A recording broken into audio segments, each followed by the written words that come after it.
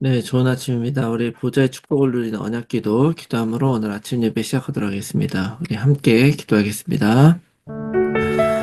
살아계신 하나님 아버지 감사합니다. 이 시간도 그리스도 언약 잡고 복음 누리는 기도하게 하시니 감사합니다. 주는 그리스도시요 살아계신 하나님의 아들이심을 믿습니다. 예수님은 나의 모든 죄를 사하신 나의 참 제사장이요 나를 사단의 손에서 건지신 나의 참된 왕이요 내게 영원한 생명을 주신 나의 참 선지자이심을 믿습니다. 그리스도는 내 인생 모든 문제의 답이시며 내 삶의 주인이심을 고백합니다. 지금 이 시간 기도하는 나에게 주의 성령으로 충만하게 역사하여 주옵소서. 하나님, 지금 이 시간 성삼위 하나님께서 말씀으로 나의 삶 속에 성령 충만함과 오력을 더하여 주시옵소서. 말씀을 선포하시는 성부 하나님, 그 구원의 말씀을 성취하시는 성자 그리스도 예수님, 말씀으로 나와 함께 하시는 성령 하나님이 영력, 지력, 체력, 경제력, 인력으로 충만하게 하사 237 나라 5천 종족을 살리게 하옵소서. 하나님, 지금 이 시간 기도를 통하여 내 안에 7망대, 7여정, 7이정표가 세워지게 하옵소서. 오직 성령의 충만함을 입어 세상의 그 어떤 곳에도 흔들리지 않게 하시고 오직 성령의 능력으로 그 어떤 사단의 시험에도 넘어지지 않게 하옵소서. 오직 성령의 인도를 받아 하나님께서 원하시는 길을 오늘도 걸어가게 하옵소서. 오늘도 언약 잡고 기도하는 우리들에게 최고의 축복을 부어주시고 축복을 볼 수 있는 영안과 믿음을 허락하여 주시옵소서. 하나님, 자녀의 기도를 반드시 응답하시며 성령으로 역사하실 줄 믿습니다. 이 모든 말씀을 예수 그리스도 이름으로 기도합니다. 아멘. 찬송가 615장 우리 함께 찬송하겠습니다. 615장입니다.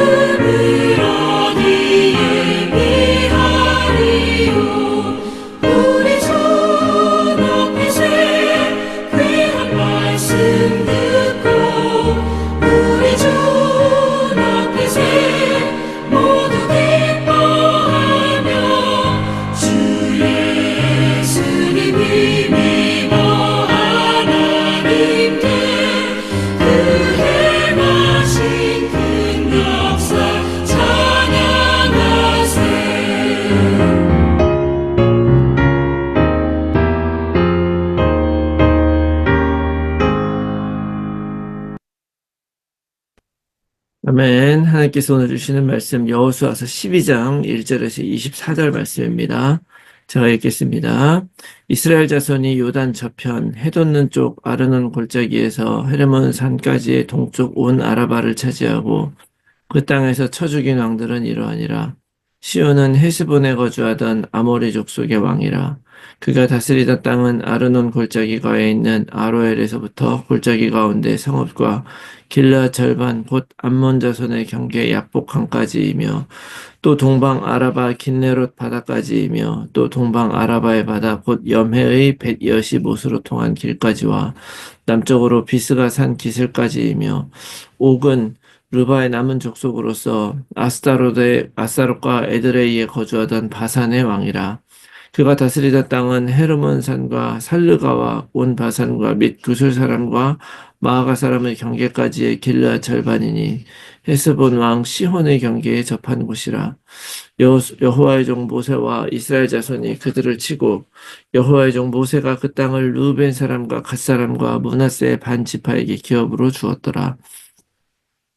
여호수아가 이스라엘 자손이 요단 이편 곧 서쪽 레바논 골짜기의 바알갓에서부터 세일로 올라가는 곳 한락산까지 쳐서 멸한 그 땅의 왕들은 이러하니라. 그 땅을 여호수아가 이스라엘 지파들에게 구분에 따라 소유로 주었으니 곧 산지와 평지와 아라바와 경사지와 광야와 네겝 곧 헷 족속과 아모리 족속과 가나안 족속과 브리스 족속과 히위 족속과 여부스 족속의 땅이라. 하나는 여리고 왕이요 하나는 베델곁의 아이 왕이요 하나는 예루살렘 왕이요 하나는 헤브론 왕이요 하나는 야르뭇 왕이요 하나는 라기스 왕이요 하나는 에글론 왕이요 하나는 게셀 왕이요 하나는 드빌 왕이요 하나는 게레드 왕이요 하나는 호르마 왕이요 하나는 아랏 왕이요 하나는 림나 왕이요 하나는 아둘람 왕이요 하나는 막게다 왕이요 하나는 베델 왕이요 하나는 다푸아 왕이요 하나는 헤벨 왕이요 하나는 아벳 왕이요 하나는 라사롯 왕이요 하나는 마돈 왕이요 하나는 하솔 왕이요 하나는 시므론 무론 왕이요 하나는 악삽 왕이요 하나는 다아낙 왕이요 하나는 무기또 왕이요 하나는 게데스 왕이요 하나는 갈멜의 용누암 왕이요 하나는 돌의 높은 곳의 돌 왕이요 하나는 길갈의 고임 왕이요 하나는 디르사 왕이라. 모두 31 왕이었더라. 아멘. 할렐루야. 새로운 하루가 시작이 되었습니다. 사실 하나님의 은혜가 아니라면 우리의 삶은 그 누구도 보장을 할 수가 없죠.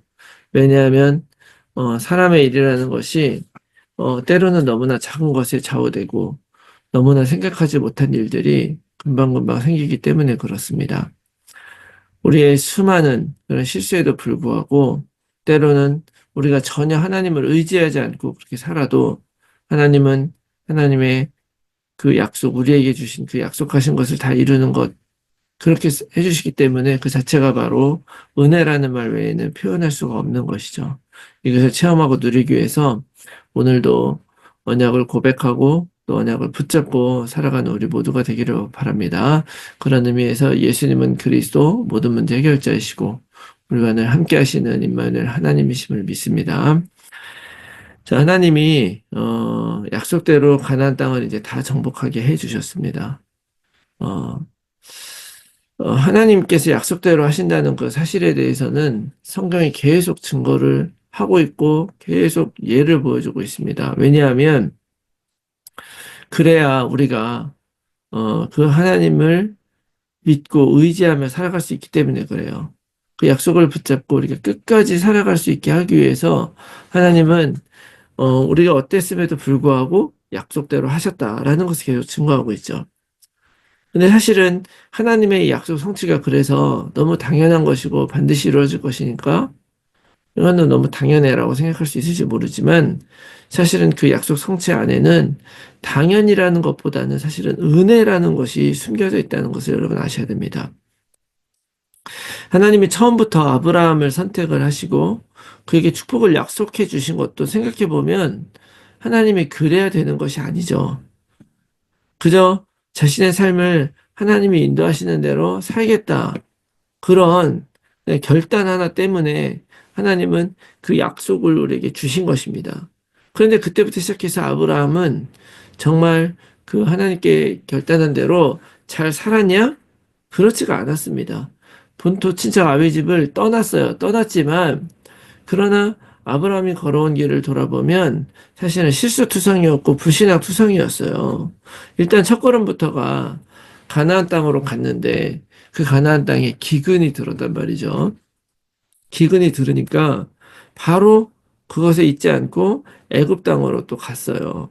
하나님이 가라고 한 곳은 가나안 땅이었는데 애굽 땅으로 내려갔죠. 거기서 자기 아내 사라를 이제 그 바로 왕이 마음에 들어 하니까 그냥 나 부인으로 준 거예요. 왜냐하면 죽을까 봐. 그게 불신앙이죠. 그러나 하나님이 이제 거기서 직접 개입하고 역사를 하셔서 다시 사라가 돌아올 수 있게 해주셨고, 사라만 돌아온 게 아니라 그 수많은 재산까지 나올 수 있도록 하나님이 해주셨다는 것입니다. 믿음의 아버지라는 그런 아브라함도 그가 잘한 일과 잘못한 일을 숫자적으로 비교를 해본다면 잘못한 일이 잘한 일 못지않게 이제 많을 거예요. 그러나 하나님 앞에서 자기의 독자, 백세가 되어서 얻은 그 독자를 제물로 바칠 수 있었던 그런 믿음을 갖기까지의 그 과정 속에서 아브라함은 사실은 성장을 해온 것이라는 것을 여러분 기억하시기 바랍니다. 처음에는 비록 자신의 체질과 한계 때문에 불순종하고 실수했지만, 그러나 결국 믿음이라고 하는 곳에 이르는 그 과정을 걸어갔던 사람이었기 때문에 아브라함을 성경은 믿음의 사람이다, 믿음의 조상이다라고 소개를 하고 있는 거예요. 그런데 이 말은 결국 무엇을 이야기하는 것입니까?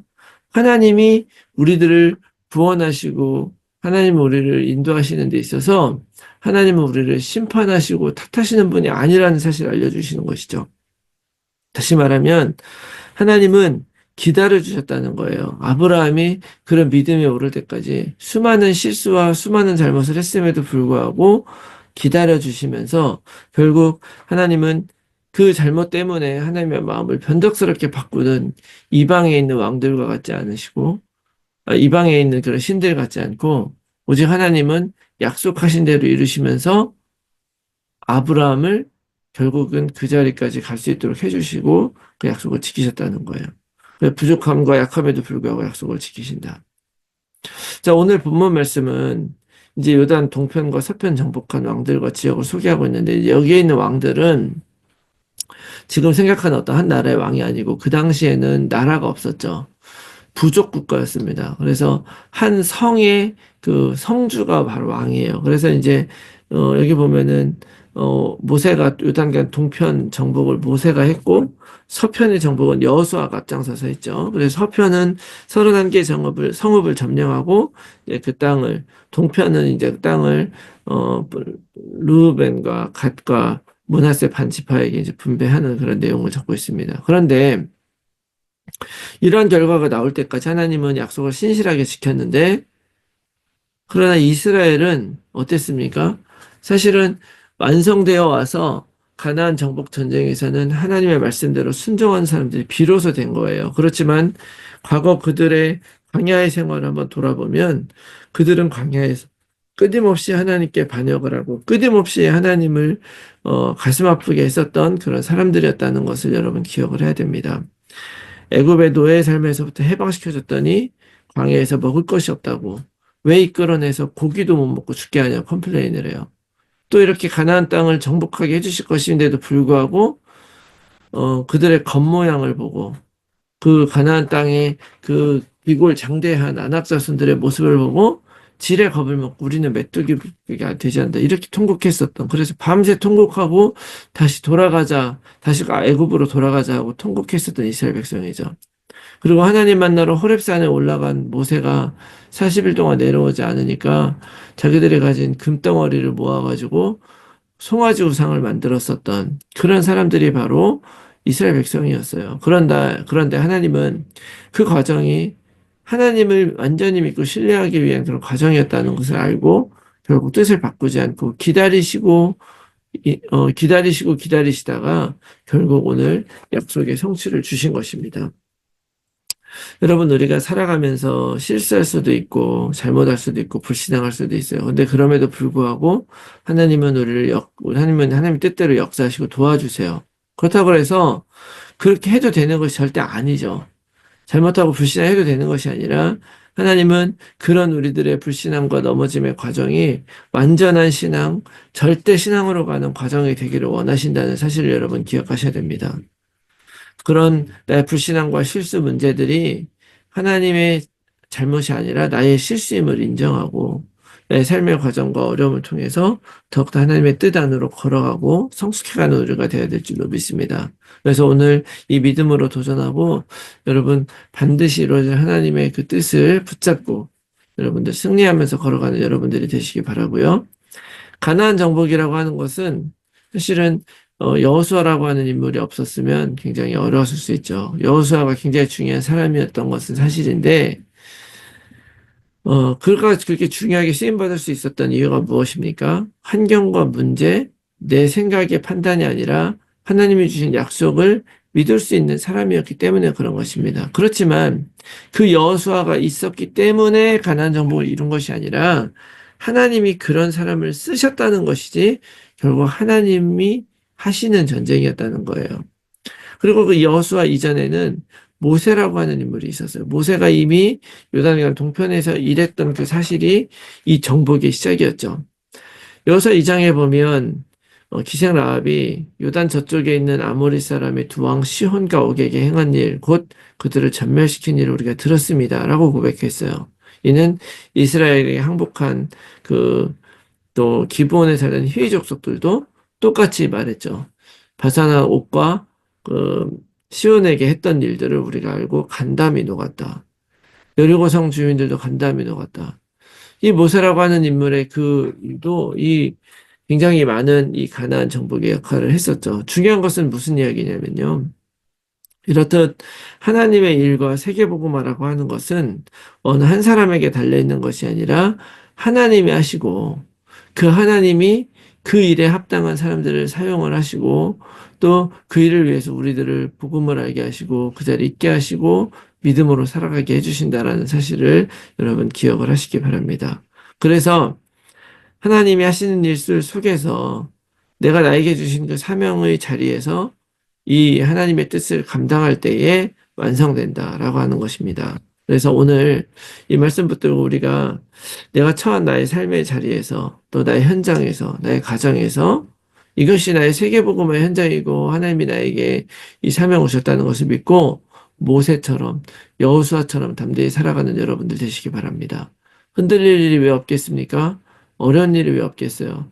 불만스럽고 안 되는 일이 왜 없겠습니까? 그런 일들이 많이 있겠지만 그럼에도 불구하고 이 일을 시작하신 이가 하나님이시고 또 약속을 주신 이도 하나님이시고 결국 이루실 일도 하나님이시라는 것을 믿으면서 정말 믿음의 사람으로 정말 하나님께서 약속하신 개척되지 않은 그 땅을 믿음으로 걸어가는 여러분들이 다 되시기를 예수 그리스도의 이름으로 축원합니다. 아멘. 이제 이 말씀 놓고 우리가 함께 나눌 기도의 제목은요.